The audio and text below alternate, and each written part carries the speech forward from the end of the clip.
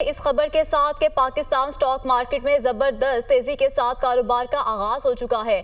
100 index में 3130 points का इजाफा हो चुका है, जबकि 100 इंडेक्स 97,704 पॉइंट्स की सतह पर पहुंच गया। मजहर रजा कराची से हमें ज्वाइन करेंगे। मजहर, बताइएगा 100 इंडेक्स के बारे में और मजमूई तौर पर कितने पॉइंट्स का इजाफा हुआ है आज पाकिस्तान स्टॉक एक्सचेंज में?